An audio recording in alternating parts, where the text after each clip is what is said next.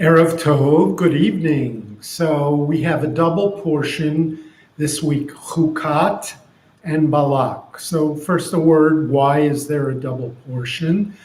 Because we have 54 portions in the five books of Moses.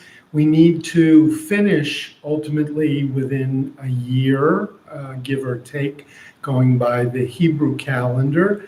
And there are going to be some weeks, like a couple of weeks ago with Shavuos, where we had a Saturday was the second day of the holiday. So therefore, you couldn't read the regular portion. There's a Saturday in which we need to just wait another week until we get back to the cycle of the portions. And then ultimately, we're going to need to combine them so that we can finish in time. So this is one of the weeks. There's a handful of portions that you can combine. Chukat and Balak are one of them. So that's why we have a double portion this week. And remember, my approach through all of these parshiot and these commentaries has been to try to either bring the biblical characters into our day or to put us back into their day and to try to, to mix, as it were, the people with what was going on. One of the famous stories in the Bible is going to be where Moses strikes the rock. The people in the desert have no water. Ultimately, God tells Moses, go up to the rock in front of all the people, speak to the rock, and water will gush forth. But Moses, at this point, was fed up, he was angry, he was impatient, and he takes his staff and he smashes the rock, and water comes out. Probably the people thought that it was by the force of the stick on the rock that loosened something that brought the water forth. Ultimately, what God had intended was this super miracle where you simply talk to the rock, we would like water, please. And all of a sudden, water would gush out. Nobody could mistake that for, the stick loosening something. That would clearly be a miracle and attributed to God. And God is very upset. The water comes out. The people are not going to be forced to suffer. But God is upset with Moses, that it's not up to Moses to decide how these miracles are going to happen. And of course, we know that the punishment will be that Moses is not going to be allowed to bring the people into the land of Canaan, the land of Israel. What I imagined was here's Moses, who is working all of this out, his anger and his disappointment, maybe his guilt. Here's Moses working it out with his therapist. Clearly, that didn't happen back in the book of Numbers or Deuteronomy. But I wanted to make Moses a more modern person who's trying to deal with the issues that are going on in his life. So I'm imagining the session between Moses and his therapist. Therapist says, so, do you know why you lost your temper and hit the rock? Moses says, I was in the middle of sitting Shiva for Miriam when the people barged into my tent and demanded I give them water. Aren't I allowed time to mourn my sister? And I had had it with their constant complaining. And like I said, I was angry about my sister. The therapist says, angry on behalf of your sister? or angry at your sister? Moses, well, what do you mean?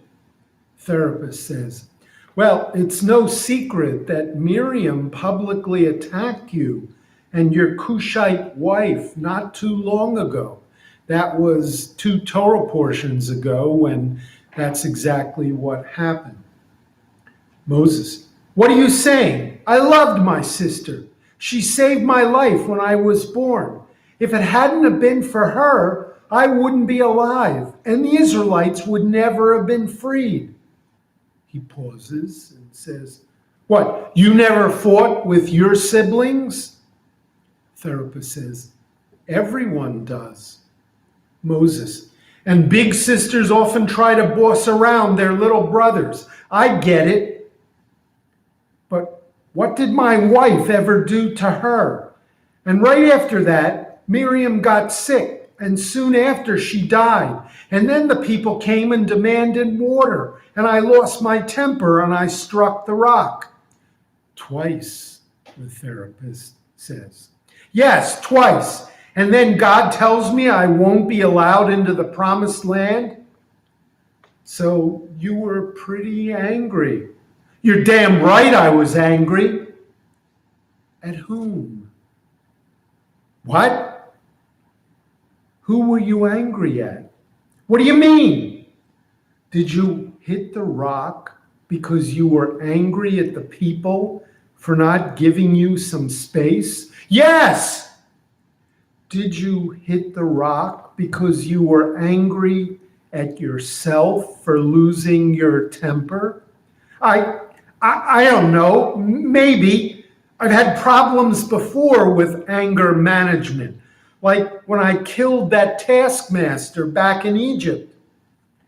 Did you hit the rock because you were angry at your sister for criticizing you and your wife? Moses is silent, thinking about it. Therapist says, when you hit the rock the first time, were you acting out your anger at Miriam for what she had said? And when you hit the rock a second time, were you angry at her for dying before you two had a chance to make up? Moses is stunned by that idea and says, I hadn't thought of that. The therapist adds, and let me ask you one more question. I've read your poem, Ha'azinu. Ha'azinu, of course, comes at the very end of the Torah, just before Moses is going to die. The therapist says, quite beautiful. I noticed that you used the term tzur 5 different times. What do you have in mind when you say tzur? Moses answers, tzur is another name for God. The therapist asks, and what does tzur actually mean? And Moses says, rock. And the therapist goes, aha. And you smash the rock with your rod twice. Moses not quite getting it. What are you saying?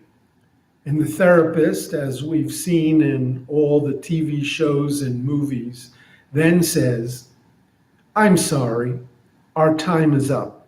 We'll pick this up next week.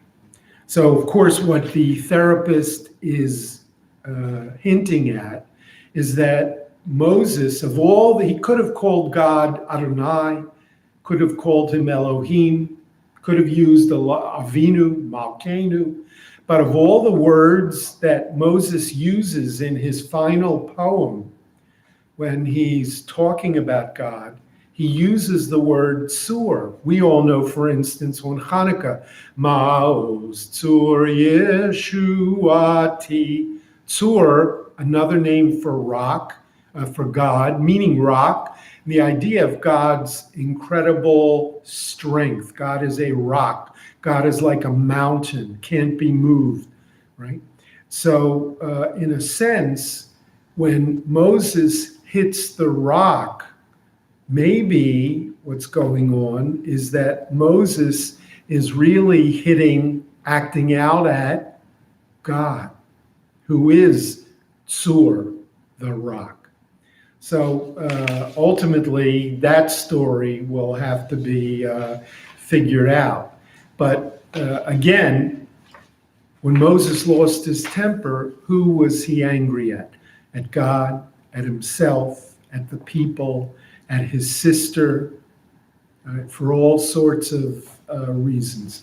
Angry at his sister because she died, right? Sometimes the people we love, when they leave us suddenly, we can be angry with them. We don't want to ever admit that to ourselves or express it, but the therapist says maybe that's what's going on.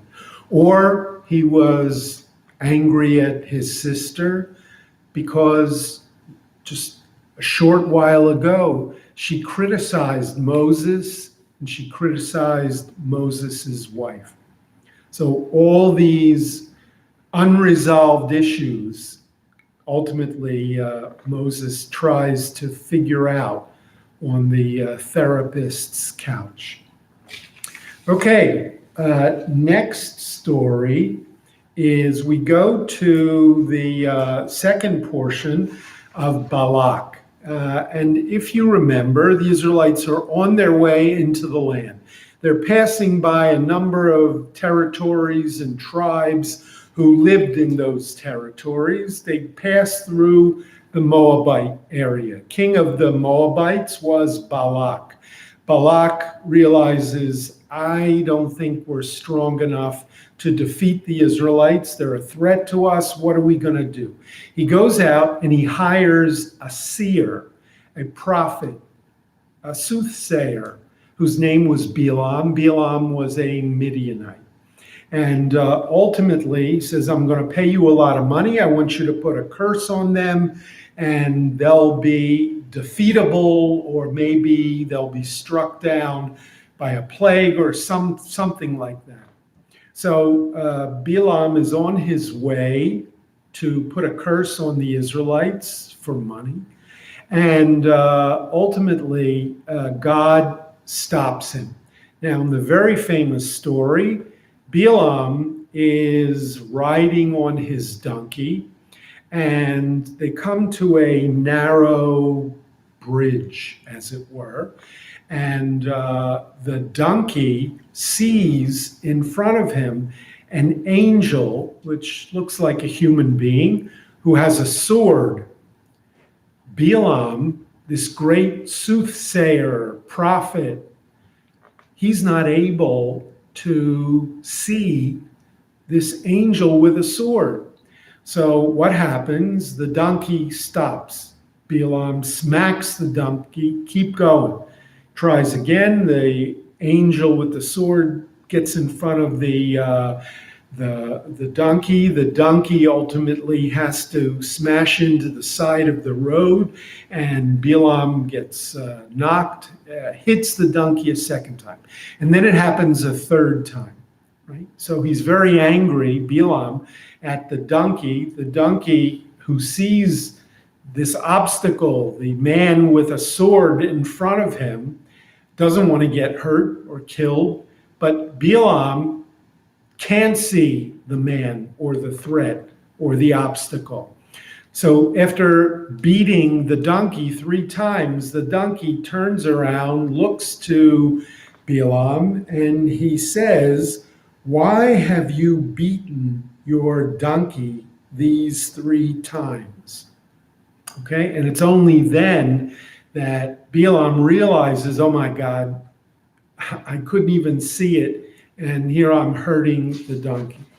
So here's what I can imagine, that Balaam and the donkey, just like the Lone Ranger and his horse, Roy Rogers and his horse, there's always a very close relationship between human and animal.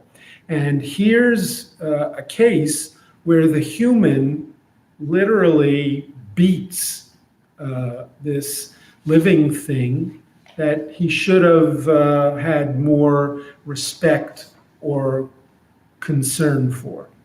So here's what I'm imagining.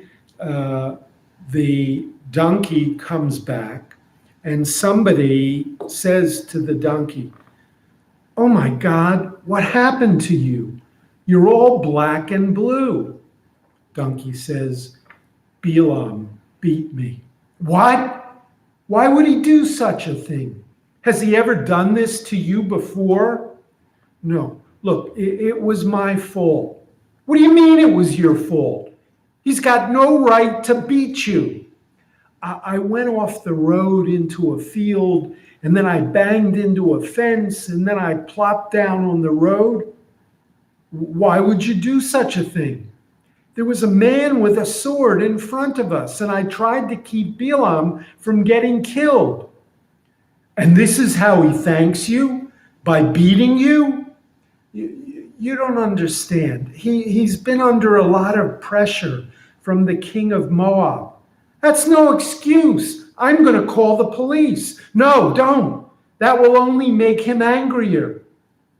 "Did he apologize?" Not really, but I know he felt terrible about it. I'm sure he won't do it again." "You don't have to put up with this. If I were you, I would leave him." "But we've been together for so long. I know that he really loves me. He needs me, especially now." "Nobody has to put up with physical abuse. Maybe you should go see a therapist." "I don't need a therapist. I can handle this myself." "And what if next time he goes too far? He might kill you." He's not going to kill me. He loves me. He feels terrible about what he did. Everything will be okay. I'm sure of it." And of course, this all comes from the Me Too movement and from all those women who were abused or who were beaten or terrible things they suffered and are either unable or afraid or unwilling to simply break off and say something and to leave, and then ultimately the cycle continues on and on. So I saw in the story of Balaam abusing and beating his donkey something that unfortunately too many women have to put up with and deal with today. Next story in Numbers chapter 24. Ultimately, Balaam, he's told by God, "You're not going to curse these people, forget about it." But what I expect from him is that you're going to curse the people. And here's what happens.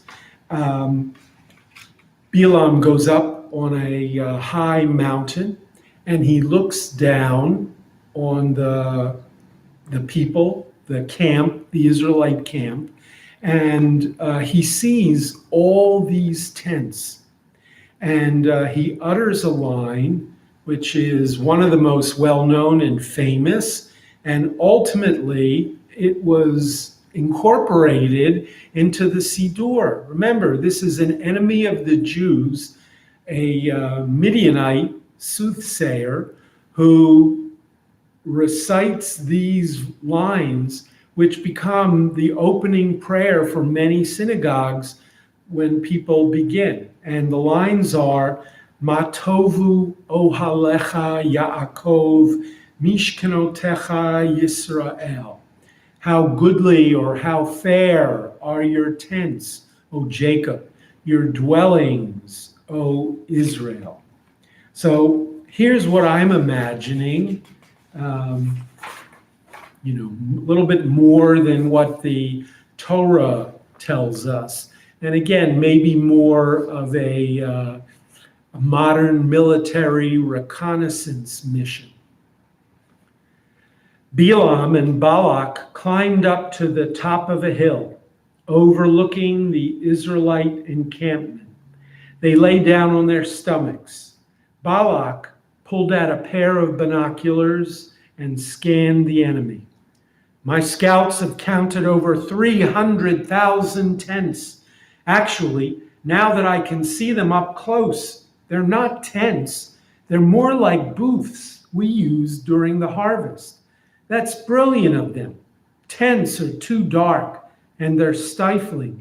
With booths, Sukkot of course, using branches for the roof, you get in more light and the air circulates better. And look at the way they set up their camp.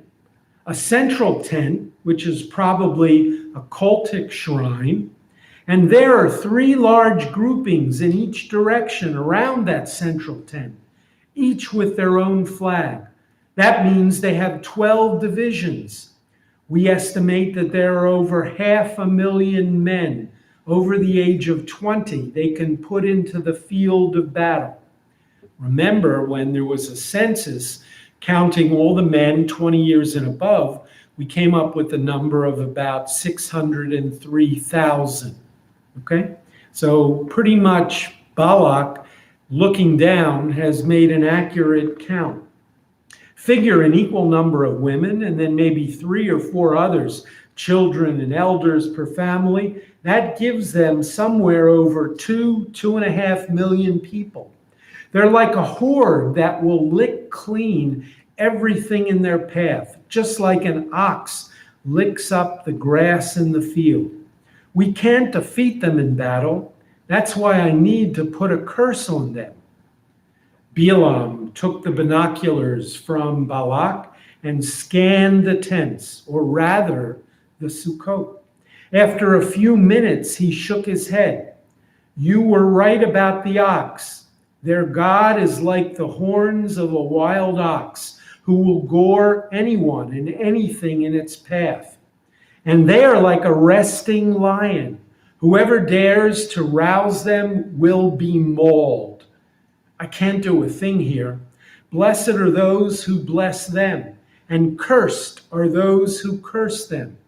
I can tell you this, a star will rise from Jacob and will smash the brow of Moab.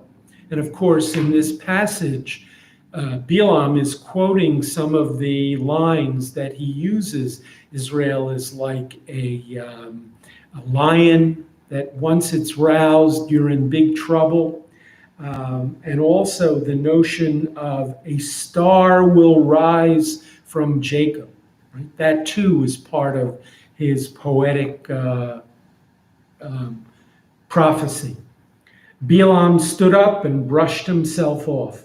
He looked down again at the Israelite camp and all its tents. Matovu ohalecha Yaakov, mishkanotecha Yisrael. How good are your tents, O Jacob, your sanctuary, in the center of all the tents, O Israel. Okay? So one final piece from the end of the Torah portion, chapter 25. Here we have, the story goes like this. Let me just read the passage from the Torah. When Israel was staying at Shittim, the people profaned themselves by whoring with the Moabite women, who invited the people to the sacrifices for their God. The people partook of them and worshiped that God. Thus, Israel attached itself to Baal Peor. That was the name of the Moabite god, Baal Peor. And the Lord was incensed with Israel.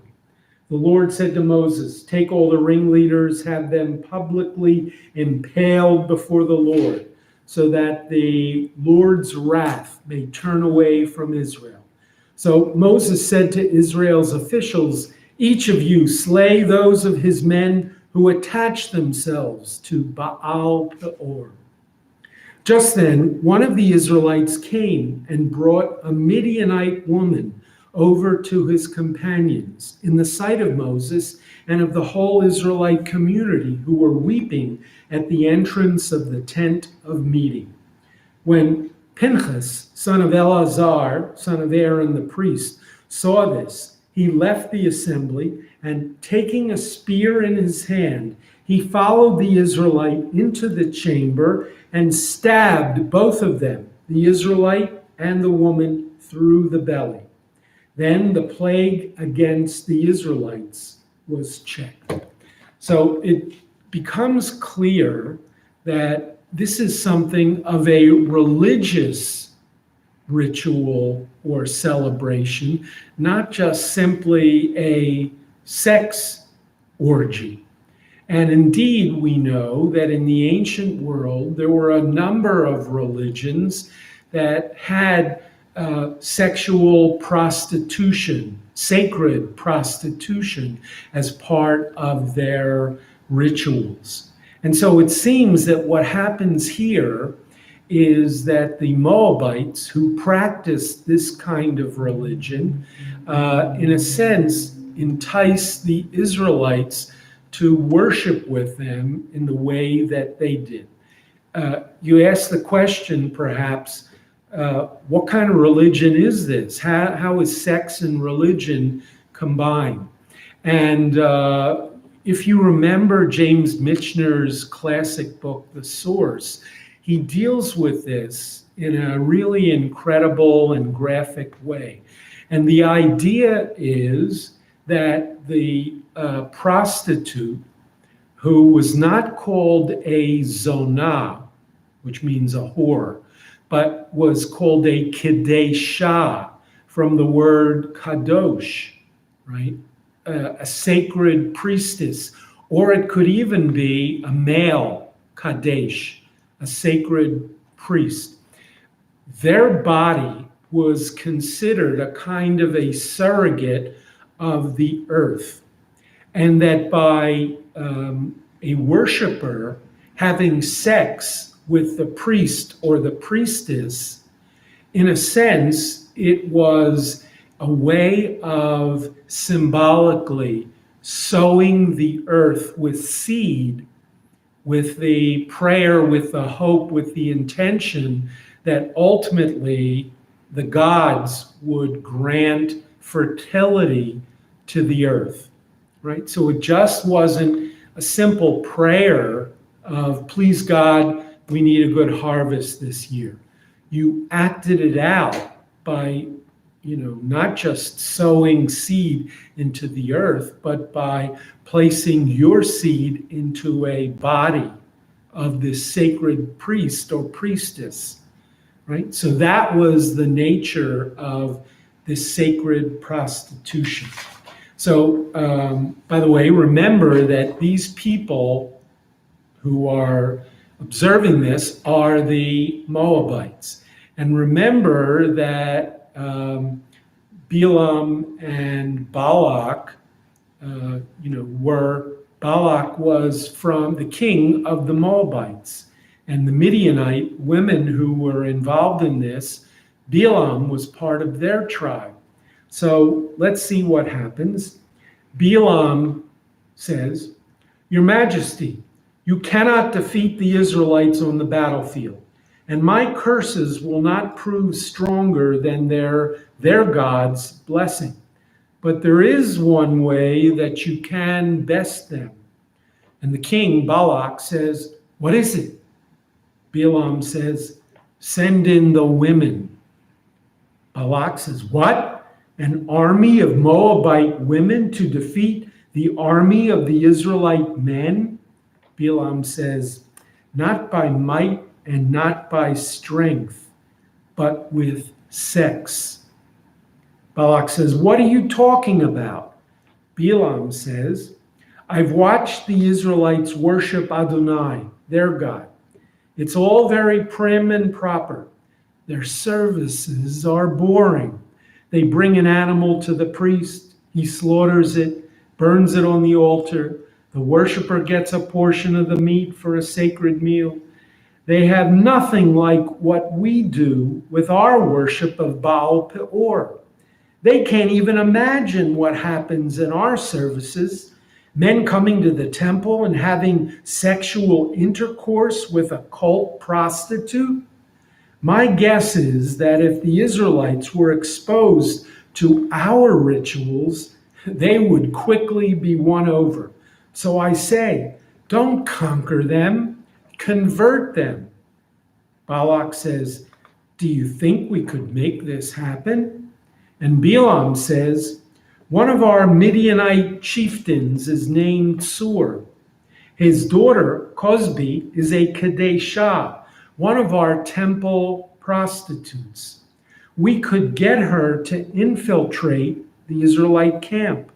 I'm thinking that if she connects with one of their chieftains, it will make a real impression on the common Israelites. Okay? And Balak says, if she could arrange for them to have intercourse in their sacred tent, it would make an even more powerful statement. There's no stronger forces than religion and sex. Put the two together and we'd be invincible.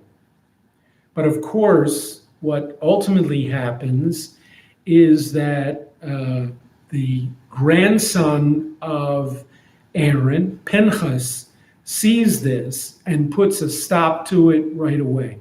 As the Israelite and as the Midianite are engaged in sex, at that very moment, he takes the spear and he stabs them both.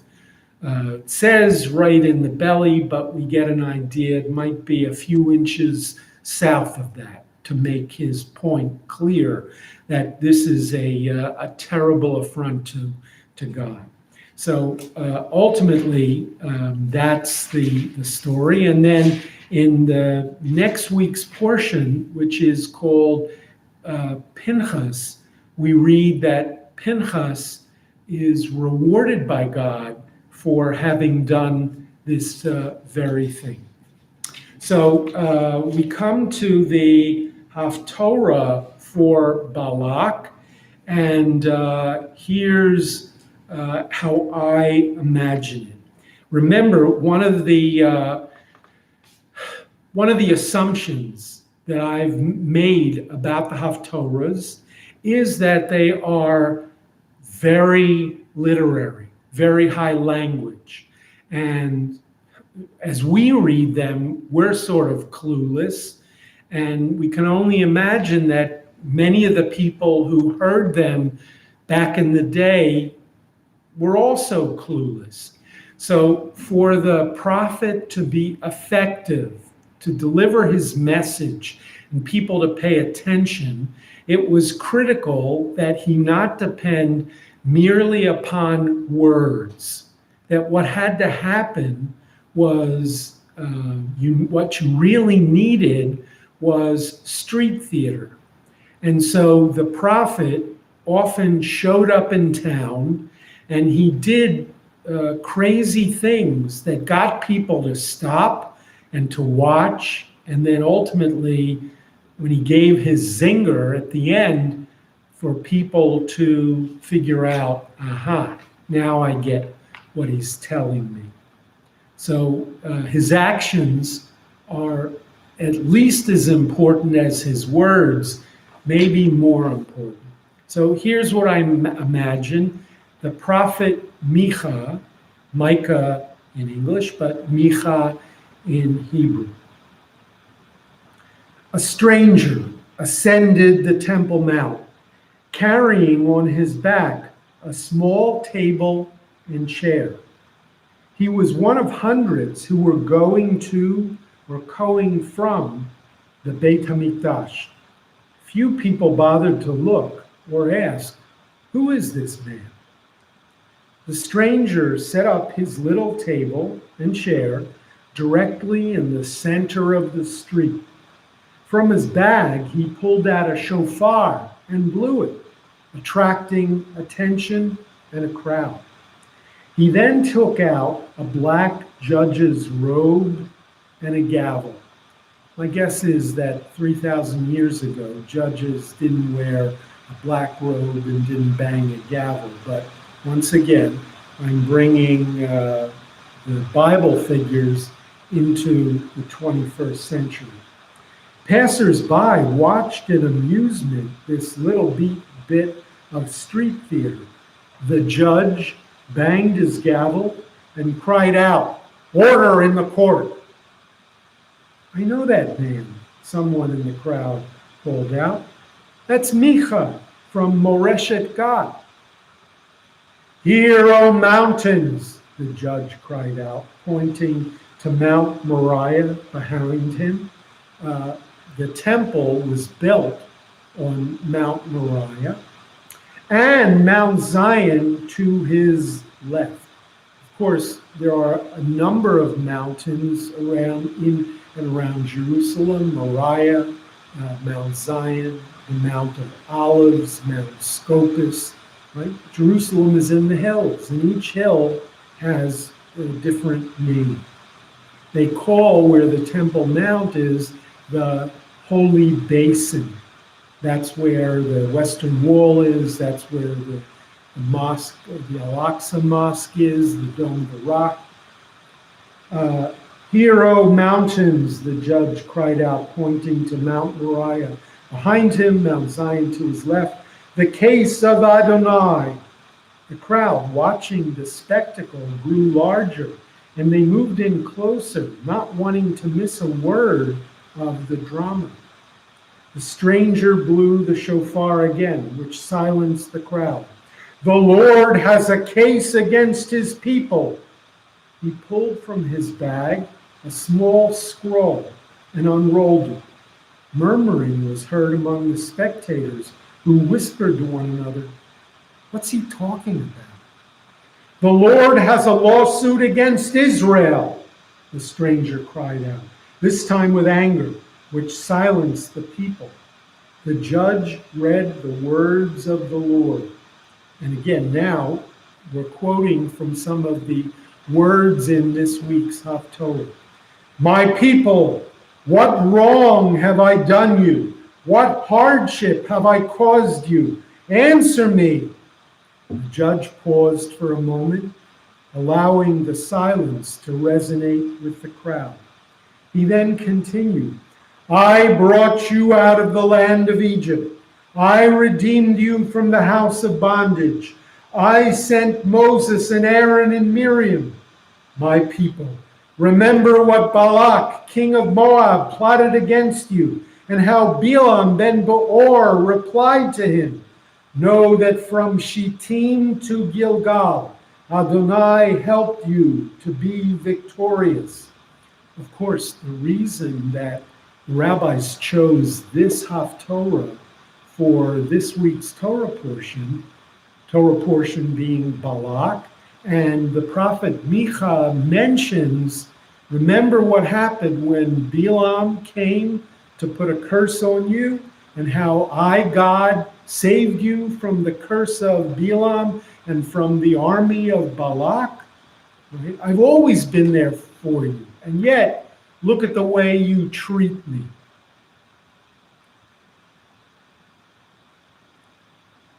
So he goes on. The people got the message. They cast their glances shamefully downward. Then someone in the crowd called out to the judge, "What does God want from us? Burnt offerings? Our firstborn is a sin offering?" The judge stood up from his chair, walked around his little table, and stood directly in front of the man who had asked the question. And again, quoting directly from the end of the Haftorah, "He has told you, O man, what is good and what the Lord requires. Do justice, love kindness, walk humbly with God." And the stranger from Moreshet God, the prophet Micha, put the chair and the table on his back and walked through the crowd out the gates of the city. So once again, here we see a prophet grabs the people's attention, puts on a little play. People are amused, they're entertained. But of course, at the very end, there's a stinger.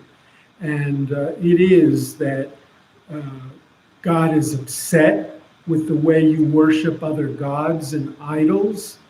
And here's what God wants from you.